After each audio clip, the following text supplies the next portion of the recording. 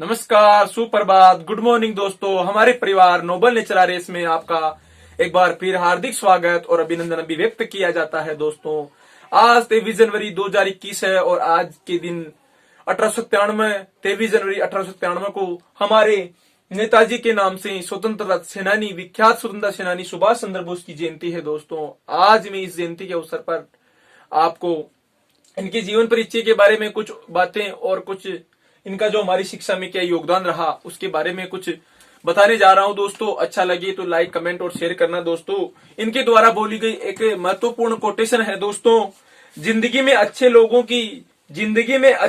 की तलाश मत करो।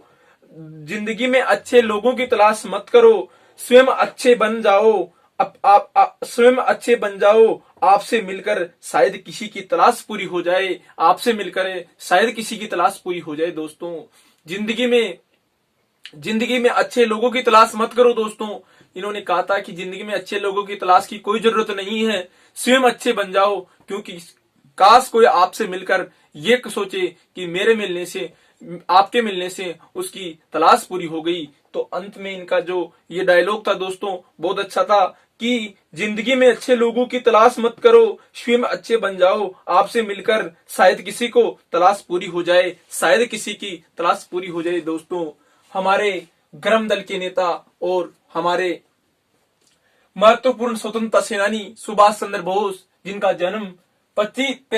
जन्म 23 जनवरी 1897 को हुआ था। दोस्तों, कटक ओडिशा में हुआ था। दोस्तों, कटक ओडिशा के अंदर एक तहसील है कटक, वहां एक सिटी है। दोस्तों, उड़ीसा का एक जिला है कटक। कटक का एक बाराबत्ती स्टेडियम भी है जहां पर क्रिकेट मैचों का आयोजन किया जाता है। दोस्तों, इस कटक में इनका जन्म हुआ था 1897 में सुभाष चंद्र बोस का। और इनके जन्म होने के बाद ये स्कूली शिक्षा ग्रहण करके बंगाल में स्कूली शिक्षा ग्रहण करते हैं और बंगाल स्कूल में स्कूली शिक्षा ग्रहण करने के बाद ये ब्रिटेन जाते हैं और वहां पर कैम्ब्रिज विश्वविद्यालय में पढ़ते हुए इन्होंने ग्रेजुएशन पास किया। और ग्रेजुएशन के बाद इन्होंने दोस्तों सिविल सेवा की परीक्षा का पेपर दिया और सिविल सेवा में भी पास हुए। लेकिन इन्होंने सोचा कि मैं अंग्रेजों के साथ अपना कार्य करने में कभी भी खुश नहीं रहूंगा, तो इन्होंने सिविल सेवा की परीक्षा छोड़ दी थी। दोस्तों, सिविल सेवा परीक्षा जो थी उस समय सिविल सेवक वो होता था जो आज का कलेक्टर होता है। दोस्तों, तो वह सिविल सेवा परीक्षा पास करी थी इन्होंने। बहुत ब्रिलियंट स्वतंत्रता सेनानी थे दोस्तों, लेकिन गर्म दल के नेता और खून खराबे में विश्वास करने वाले थे। और इन्होंने दोस्तों इतने कुख्यात और आतंकी टाइप के होने के बावजूद भी दोस्तों इन्होंने एक भाषण दिया था 6 जुलाई 1944 को। उस भाषण में इन्होंने 6 जुलाई 1944 का जो भाषण था उसमें इन्होंने दोस्तों महात्मा गांधी को राष्ट्रपिता संबोधित किया था। दोस्तों, राष्ट्रपिता संबोधित किया था। ये बात आप सोच सकते हो कि आज जो घोर कलयुग चल रहा है जिसमें किसी को कोई कुछ नहीं मानता, लेकिन ये जब इनकी विपक्षी होने के बाद गांधी जी ने त्रिपुरी संकट उत्पन्न होने के बाद भी इन्होंने उनको राष्ट्रपिता कहा। क्योंकि दोस्तों इन्होंने अपना जो आध्यात्मिक गुरु था वो विवेकानंद को माना था और इनका जो राजनीतिक गुरु था वो चित्तरंजन दास या CR दास को माना था। दोस्तों, और अगर मैं इनकी बात करूं तो ये जब इनकी परवरिश हो रही थी उस वक्त असहयोग आंदोलन के समय ये अपने गांधी की रचनात्मक कार्य में बिजी थे। दोस्तों, लेकिन जब CR दास और मोतीलाल नेहरू ने 1923 में 22 में असहयोग आंदोलन वापस लेने के बाद में 1923 में स्वराज पार्टी का गठन किया, तो उस स्वराज पार्टी में सम्मिलित हो जाते हैं। दोस्तों, उसके बाद में सुभाष चंद्र बोस जी, और आपको विदित होगा कि पंडित जवाहरलाल नेहरू ने मिलकर के 31 दिसंबर 1929 को जो लाहौर अधिवेशन रावी नदी के बाएं तट पर हुआ था, वहां पर भारत की पूर्ण स्वतंत्रता की मांग रखी थी। दोस्तों, सबके समक्ष भारत की पूर्ण स्वतंत्रता की मांग रखते हुए 26 जनवरी 1930 को स्वतंत्रता दिवस मनाने की बात की। दोस्तों, जो डोमिनियन स्टेटस था उसकी जगह पूर्ण स्वराज की मांग कर रहे थे दोस्तों ये। और उसके बाद में इनकी जीवन लीला की बात करूं तो आगे ये कम्युनिस्ट पार्टी में सम्मिलित होते हैं। एम एन रॉय जैसे लोगों से मिले थे, ये उनसे भी प्रभावित थे दोस्तों। और ये साम्यवादी दल जो रूस का था उस साम्यवादी दल से कहीं ना कहीं प्रभावित थे दोस्तों। रूस की क्रांति में विश्वास करते थे। रूस में 1905 और 1917 में जो क्रांतियां हुई थी, अक्टूबर क्रांति और जो खूनी क्रांति 1917 की जार क्रांति हुई थी, दोनों के समर्थक थे दोस्तों। उनसे प्रभावित थे कि अंग्रेजों को जल्दी से जल्दी भगाया जाए और उनको खून खराबे के द्वारा अंग्रेजों को यहां से निकाला जाए दोस्तों। इसके बाद में इन्होंने एक पुस्तक भी लिखी थी दोस्तों जो बहुत महत्वपूर्ण थी। ये सविनय अवज्ञा आंदोलन के दौरान लिखी दोस्तों इन्होंने, और ये लिखी थी द इंडियन स्ट्रगल नामक पुस्तक लिखी थी दोस्तों। सविनय अवज्ञा आंदोलन 1930-31 के दौरान लिखी थी दोस्तों इन्होंने। इसके अलावा इन्होंने जय हिंद और दिल्ली चलो का नारा भी दिया था दोस्तों। जय हिंद और दिल्ली चलो का नारा भी दिया दोस्तों। इसके अलावा 1942 जब त्रिपुरी संकट उत्पन्न हुआ था उसके बाद में इन्होंने एक नारा और दिया था, तुम मुझे खून दो मैं तुम्हें आजादी दूंगा दोस्तों, तुम मुझे खून दो मैं तुम्हें आजादी दूंगा, ये नारा दिया था द्वितीय विश्व युद्ध के दौरान। इसके अलावा दोस्तों इन्होंने आजाद रेडियो के प्रसारण भी आरंभ किया था 1942 में। आजाद रेडियो का प्रसारण भी आरंभ किया था, जर्मनी में किया था दोस्तों 1942 में। इसके अलावा आपको विदित होगा कि 1938 के जो कांग्रेस का हरिपुरा अधिवेशन होता है उसके अध्यक्ष चुने जाते हैं सुभाष चंद्र बोस से। हरिपुरा अधिवेशन 1938 के अध्यक्ष चुने जाते हैं दोस्तों। 1938 का हरिपुरा अधिवेशन का इनको 1938 के हरिपुरा अधिवेशन का अध्यक्ष चुना जाता है, एकमात्र अधिवेशन जिसकी इन्होंने अध्यक्षता करी थी।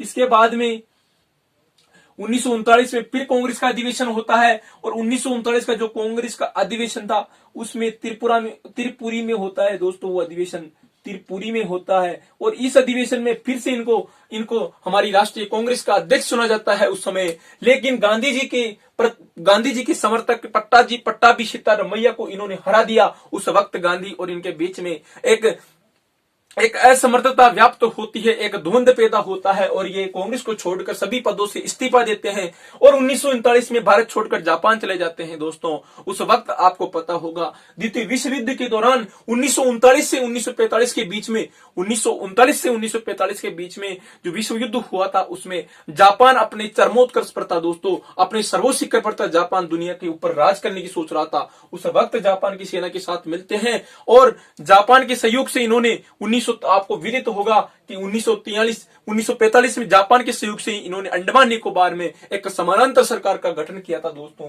इसके अलावा आपको विदित होगा कि 1939 में जब यहां से समाप्त होते हैं तो ये फॉरवर्ड ब्लॉक की स्थापना करते हैं दोस्तों। फॉरवर्ड ब्लॉक की स्थापना करते हैं 1939 में दोस्तों। फॉरवर्ड ब्लॉक की स्थापना करते हैं 1939 में। फॉरवर्ड ब्लॉक की स्थापना करते हैं दोस्तों। और ये जो फॉरवर्ड ब्लॉक होता है ये उसकी पार्टी होती है, और इसके बाद जापान चले जाते हैं दोस्तों। इसी वक्त 1941 में एक कैप्टन मोहन सिंह था दोस्तों, और उस कैप्टन मोहन सिंह ने एक पार्टी बनाई थी दोस्तों, ये फॉरवर्ड इंडिपेंडेंट लीग दोस्तों। Forward independent league, captain Mohan Singh ने एक पार्टी बनाई थी दोस्तों, फॉरवर्ड इंडिपेंडेंट लीग या आजाद हिंद पार्टी बनाई थी दोस्तों। आजाद हिंद पार्टी बनाई थी दोस्तों। किन्होंने बनाई थी? कैप्टन मोहन सिंह ने बनाई थी। लेकिन आजाद हिंद जो पार्टी थी दोस्तों उसका नेतृत्व इन्होंने किया था बाद में 1943 में। और जब इन्होंने नेतृत्व किया उस वक्त इन्होंने एक आकाशवाणी चैनल स्टार्ट करवाया अंडमान निकोबार से, और एक भाषण भी दिया 6 जुलाई 1944 को, जब महात्मा गांधी को राष्ट्रपिता संबोधित करते हुए इन्होंने कहा था कि महात्मा गांधी आज जो हमारे देश का एक नेतृत्व प्रदान कर रहे हैं, बड़े बड़े आंदोलन चला रहे हैं। महात्मा गांधी ने, आपको विदित होगा, 1920 में असहयोग आंदोलन, 1930 में सविनय अवज्ञा आंदोलन, 1940 में अगस्ता प्रस्ताव के विरोध के अंदर व्यक्तिगत सत्याग्रह, और 1945 में दोस्तों आपको विदित होगा कि 1942 में उन्होंने भारत छोड़ो आंदोलन चलाया था। उसके बाद में सुभाष चंद्र बोस ने दोस्तों 1944-45 के अंतर्गत जब ये द्वितीय विश्व युद्ध के दौरान जापान का समर्थन ले रहे थे, उस वक्त इन्होंने ब्रिटेन का ब्रिटेन ने द्वितीय विश्व युद्ध में भारत ने बिल्कुल हिस्सा नहीं दिया, ब्रिटेन का समर्थन नहीं किया, किसी भी नेता ने नहीं किया।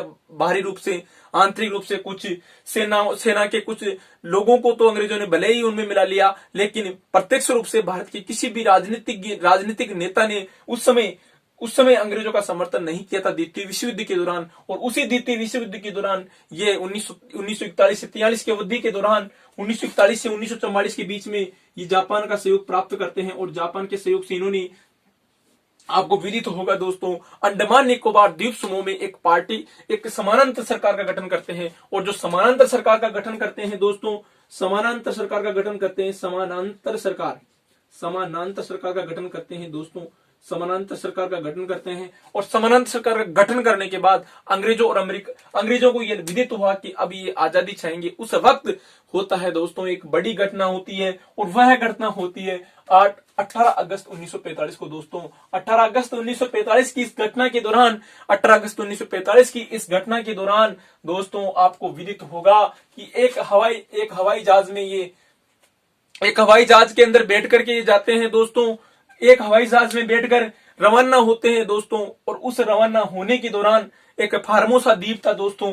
फार्मोसा द्वीप था जो दोस्तों जो जहां पर जापान का अधिकार हुआ करता था, उस फार्मोसा द्वीप से इन्होंने उड़ान भरी थी और उसके बाद में पता नहीं चला कि इनका जो वायुयान वो कहां गया और किसने कहां गायब किया दोस्तों। आज तक इनकी रिसर्च चल रही है लेकिन किसी को भी ये पता नहीं चला कि सुभाष चंद्र बोस जी कहां पधारे हैं और सुभाष चंद्र बोस कहां पधारे हैं। तो इस बात को इस कहां पधार गए और इसके बाद में ये दोस्तों ये मृत्यु लोक को प्राप्त हो जाते हैं। लेकिन इन्होंने जाने से पहले हमारे देश के लिए बहुत कुछ कर गए थे दोस्तों, जो कि आपको विदित होगा दोस्तों। इनके कुछ विचार और मैं आपके समक्ष प्रस्तुत करना चाहता हूं दोस्तों, जो इन्होंने सभी के जीवन में आगे बढ़ने के लिए प्रेरित किया है। वो है वे दोस्तों, व्यक्ति का चरित्र एक वृक्ष होता है दोस्तों। इन्होंने साफ शब्दों में कहा था, व्यक्ति का चरित्र एक वृक्ष होता है और उसका मान सम्मान एक छाया होती है। उसका मान सम्मान एक छाया होती है। लेकिन वे कितने दुख का विषय है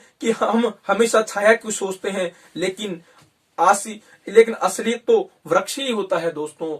लेकिन असलियत तो वह वृक्ष होता है दोस्तों। इन्होंने पर्यावरण से संबंधित भी कुछ अपने जीवन में कुछ विडंबना कुछ बातें बताई थी दोस्तों। उनमें से ये एक कोटेशन मैंने इनकी प्राप्त की है दोस्तों। वह व्यक्ति का चरित्र एक वृक्ष है दोस्तों। आपका जो चरित्र है, आपका जो कैरेक्टर है, वह एक वृक्ष के समान होता है दोस्तों। और उसका जो मान सम्मान होता है आपके कैरेक्टर का, वह मान सम्मान एक छाया होती है। वह मान सम्मान एक छाया होती है दोस्तों। अपने कैरेक्टर पर कोई ध्यान नहीं देता, सिर्फ अपने मान सम्मान को बढ़ावा देने की बात करता है प्रत्येक इंसान। इसके बाद में कहना चाहते हैं कि कितने दुख का विषय है दोस्तों, कितने दुख का विषय है कि हम हमेशा छाया की सोचते हैं, हम हमेशा अपने मान सम्मान की सोचते हैं। और लेकिन असलियत तो हमारा वृक्ष होता है, असलियत तो हमारा कैरेक्टर होता है दोस्तों। मान सम्मान उसी का होता है दोस्तों जिसका कैरेक्टर सही होता है। इन्होंने गांधी जी का इसीलिए महात्मा गांधी को राष्ट्रपिता घोषित करवाया था दोस्तों। और राष्ट्रपिता जो आज हम कहते हैं महात्मा गांधी को, वो इन्हीं की बदौलत कहते हैं दोस्तों।